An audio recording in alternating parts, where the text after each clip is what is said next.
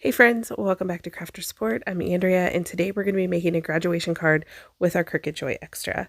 Though we're only making the front panel of the card, we're not using the card mat. We're going to go ahead and use the blue light grip mat because that's what's going to work best for the paper that I'm using.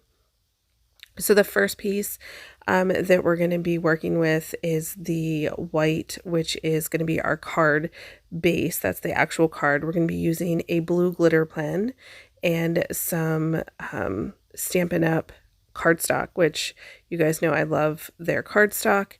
And I just need to cut everything down. So I'm going to go ahead and get my Stampin' Up! Trimmer, and I'm going to cut this to the basic card base size that I need, which is half of an 8.5 by 11 sheet of paper. So we're going to cut it down at 5.5, and then we're going to score it at 4.25.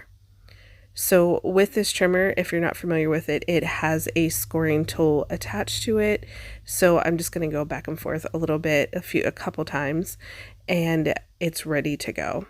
So the main reason for this is because you could have the Cricut Joy cut out your card base and things like that, but I use less paper whenever I make the card bases on my own. Otherwise, it will cut a little bit differently because there's always that edge around your paper whenever you're cutting with the Cricut. So if I'm making a card base, I'm just going to make it like this. So here I'm going to trim my paper down to 6 by 6, and that was a 12-inch sheet of cardstock, and I'm just cutting it in half and then in half again.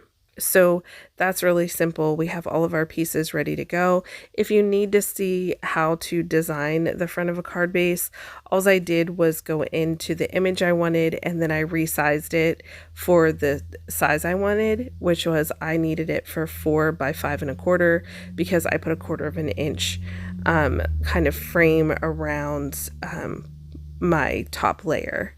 So there I'm just using my bone folder to get a nice crisp flat edge, and then I'm going to load my paper onto my card mat.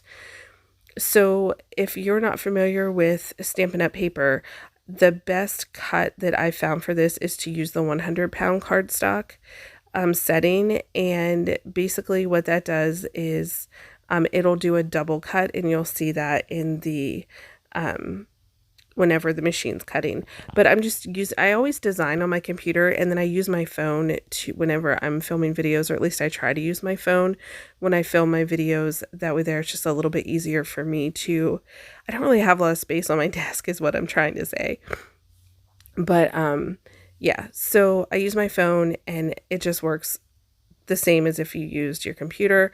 It's just going to tell you what you need to do step by step. So it's telling me I need to put my pen in first.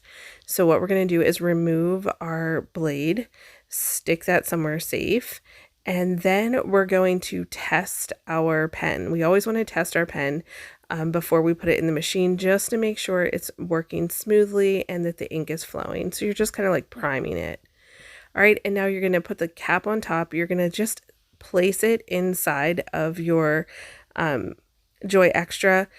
Like for your Cricut, your bigger Cricuts like your Explorer 2 and things, you're going to hear a click. You don't hear that with the Joy Xtra. You just set it down in and then close the little shooty door thing.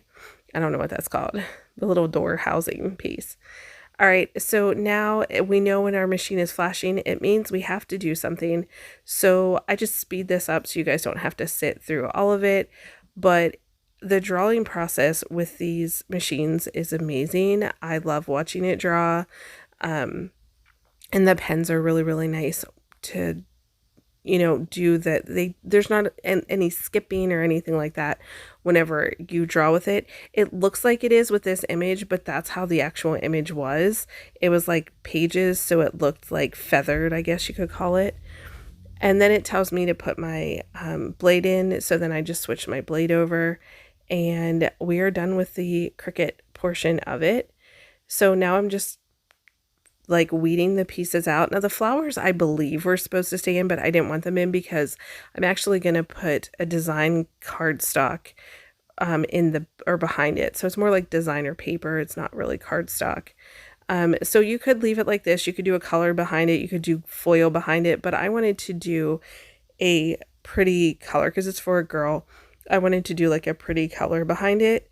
So I chose this, and this is from one of my random pieces of paper that I have laying around. This is great to use up scraps and things like that.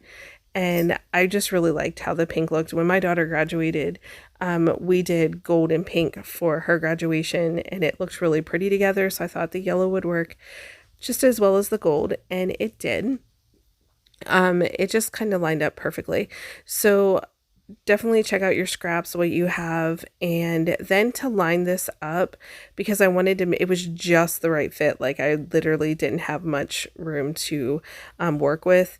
So I'm going to take a pen and I'm going to just kind of draw where I need the corners to go back into. So a little tip is to just mark off your corners, give yourself enough space. Like I kind of didn't give myself enough space. I think I went back through and just straightened it out once I looked at it, and I was like, oh, that's a little off.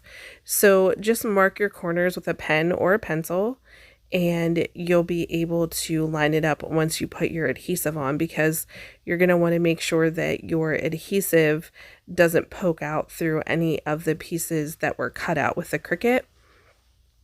So that's what I'm doing here. And then I just go crazy and I load it up with a bunch of Stampin' Up! Dimensionals, and I'll have links to everything I can link below. And I just put a bunch on here because I want it to be like puffed out. So it gives it the dimension that that I wanted it to have. So I just put dimensionals pretty much all over it, and any place where I think it needs to be to keep it, because when they go through the mail, they can get smushed because they go through like a machine that like spits them through. And sometimes you can pay more so that it doesn't do that. You can, say like, I forget what I tell them, whenever it's a little bit thicker, you can let them know, and then you just pay a little bit extra, and I guess they don't squish it, So I just want to make sure that this holds up in the mail, and it ends up really cute. I really liked it. But here I'm just placing this down. I'm lining up the corners and the lines that I drew, and it worked perfectly. So now all we have to do is attach it to the top of to the base of the actual card base. I'm going to use some tear and tape, and I'm just putting it around the paper that I added, because the dimensionals are already going to have it puffed up. I just need this piece to have something to hold it down from. I apologize, guys. I'm getting sick. I have a cold or something. So I'm just going to put a couple pieces on here. This is really easy to tear. And then I'm going to use a tool to get all of these off. So I think I use just my Cricut picking tool. Yeah, I do. And it lifts it up really easily. And then I just peel all of these little pieces off. I do like using the tape. If you guys watch me, I like the stickiness of the Tombow glue, but it makes a huge mess for me. I'm terrible with glue. I always make a mess with glue. I know other people use it and they're like, no, it's perfectly fine. But I make a mess with glue, and I end up sticking my fingers together and paper to other things that it shouldn't be sticking to. So I just wanted to use the tear and tape today and make it just easy for everybody. So now just make sure that everything's going in the right directions, that your card is going to be open in the right direction, and that you're placing it in the proper direction. How many times can I say that word? All right, so now I'm just going to lay this down, give it a good press, and it is done. So that card did not take long at all. If you have multiple cards you need to make, this is a card that you can get done with very quickly and be able to get them sent out and get everything done all at once. I hope you guys enjoy this video. I'm really trying to work on making it easy for you guys, so that way there you can use the designs on Design Space, and it just helps you get started, because I know a lot of you had said you're new and you want to be able to create things and not have to know all the ins and outs at the beginning. So I do have detailed videos you guys can watch that are like step-by-step videos, but this one was just if you want to get started, pick your design, cut it out, put it together. That's what I love about Cricut Access. So like I said, I'll have everything linked below that I can. And tomorrow is my planner video. So if you guys are following along on my days, I upload Monday through Friday. And yeah, so the planner video is tomorrow. I'm going to be doing something fun. And thanks so much for watching, guys. I hope you all have a great day, and I'll talk to you tomorrow. Bye.